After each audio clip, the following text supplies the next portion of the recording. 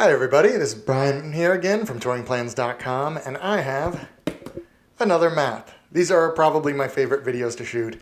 I get a lot of feedback that you guys are liking them. I apologize that I haven't been doing them as often as I would like, but they are still coming.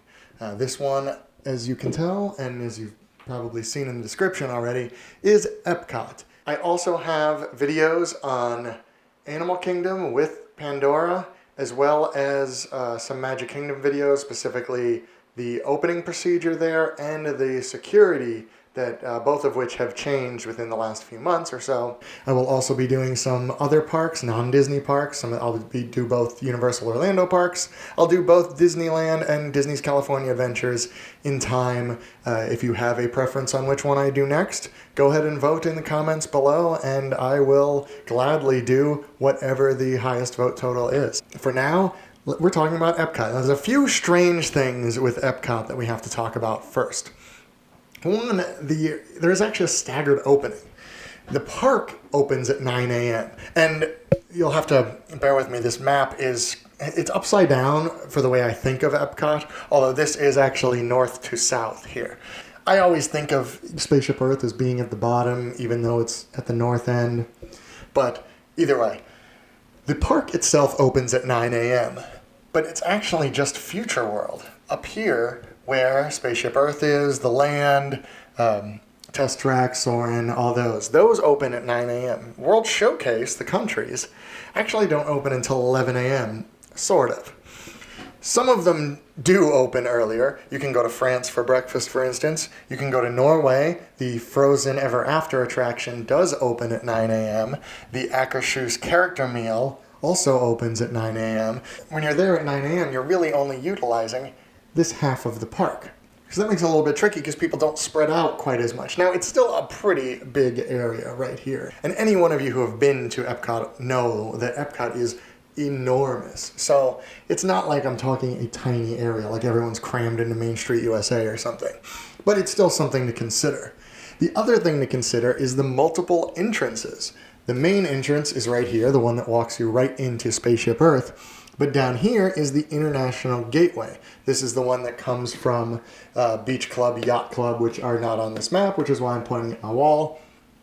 And you can walk in or take the friendship boats and come in this way. That is why United Kingdom and Canada are open at 9 a.m. Even though none of their attractions are open, you can just walk through because they have to let people from the International Gateway come in. Which entrance is best? It all just depends on the cast members, because sometimes they'll let you in a couple minutes earlier here than here. Sometimes that's vice versa. So it really just kind of depends on the day and when they want to start letting you through. Okay, so now we've gotten through the oddities with Epcot. So what are the major attractions at Epcot? People familiar with the park are already going to know the answer to this, but here we are. Soarin' in the Land Pavilion over here. Test Track over here. Also in Future World. And then the aforementioned Frozen Ever After in the Norway Pavilion down here. As you can see, they're spread out reasonably well, which is a good thing because it means that people don't just run all to one location. Now, for Fast Pass Plus, obviously you're going to want to pick one of those rides. Unfortunately, you can only pick one of those rides. Epcot is one of the parks that uses a tiered system. The top tier include Soarin' and Test Track and Frozen Ever After. You're going to pick one of those three big attractions. The one we're recommending right now is Frozen Ever After out in Norway. There's a couple reasons to that. One, it still gets pretty long lines. It also breaks down a lot, which means the Fast Pass can get a little squirrely if it goes down for a few hours, or if it goes down during your Fast Pass period. They'll still let you in later, but it could muck up some stuff. The other reason is because everything around Norway here in World Showcase doesn't open until 11 a.m. So if you run back here at 9 a.m., then you're just going right back up to Future World. It's a lot of backtracking. We do try to avoid that if we can. In this case, it's pretty easy to avoid. So if you have your Fast Pass Plus for Soarin', the other two Fast Passes you have to pick from basically everything else in the park. The thing with Epcot, a lot of these attractions don't get that much of a line. I mean, we're talking Ellen's Energy Adventure, Spaceship Earth. Spaceship Earth can actually get a decent line, especially first thing in the morning when everybody goes straight there because it's the first thing they see. Don't do that. There's not a ton of stuff here that you're going to be waiting more than 10 or 15 minutes anyway. So what we do is we recommend a Spaceship Earth Fast Pass because, like we said, it can occasionally get longer lines, and Mission Space, which is the same way. Lines aren't usually too bad, but every once in a while they can be. Since you have 3 Fast Passes at your disposal, might as well use them. Timing-wise, we recommend the Frozen Ever After Fast Pass for the afternoon, somewhere around 2 to 5 p.m. Spaceship Earth, get right before lunch, about 11:30ish, give or take. Mission Space, just after lunch, 12:30 or so. Now here is the full plan using those Fast Passes. Go in, we recommend Test Track first. A couple reasons. Test Track gets long lines, but also, like Frozen Ever After, Test Track breaks down still more than Disney would like it to. In addition, Test Track has this big outdoor section here where you ride around the curve on the track. You know, it's the part you can hear if you've never been on the ride, where you can hear the that's this part right here. So they can't do that in the rain. It's Florida. If you're there, especially in the summer, in the early fall, it rains more days than it doesn't. Not for long, but it rains. They can't run the attraction during the rain or for a little while after it rains.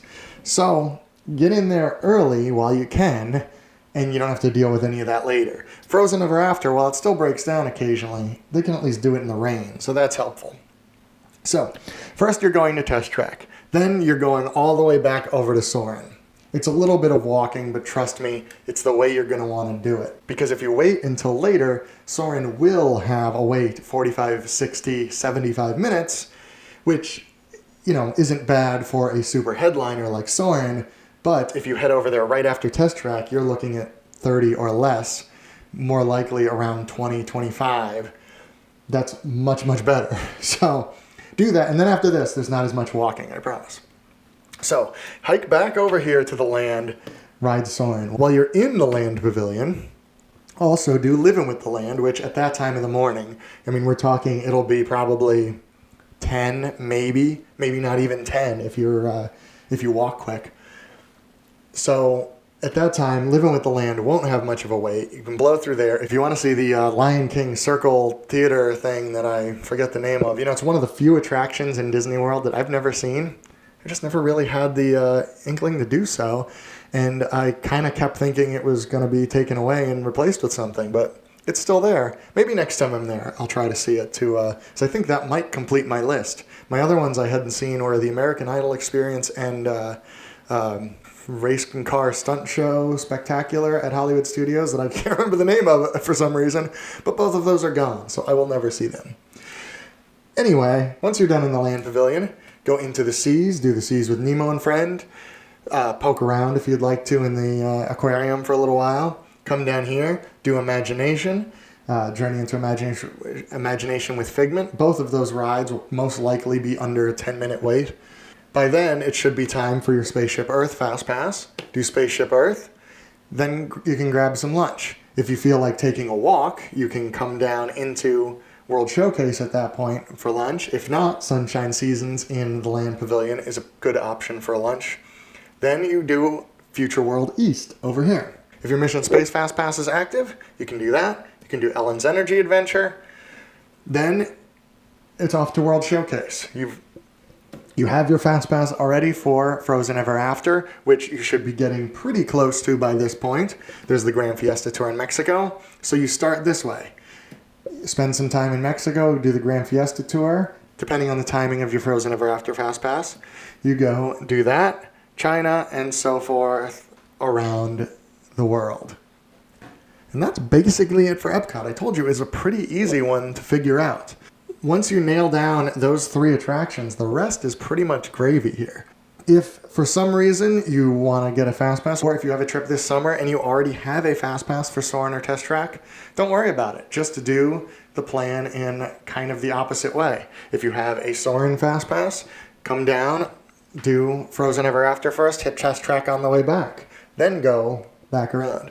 If you have a Test Track Fast Pass, you can do it either way. You can go to Soarin' first and then head over to Frozen Ever After.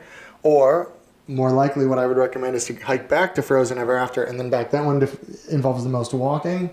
But you're going to want to see those 3 attractions within the first couple hours, or you can also do them late. They will also not have much of a crowd if you're a night owl instead. I think that's pretty much it. Check out our other videos on Touring Plans YouTube page. Subscribe to our videos. I do a top 5 every week. The one coming up this Friday is the top 5 animal attractions at Animal Kingdom, which, you know, is fun. You get to see animals, and it's one of my favorite ones, actually. I don't know why. I must have been in a goofy mood when I was filming it. So thank you all for watching, and be excellent to each other.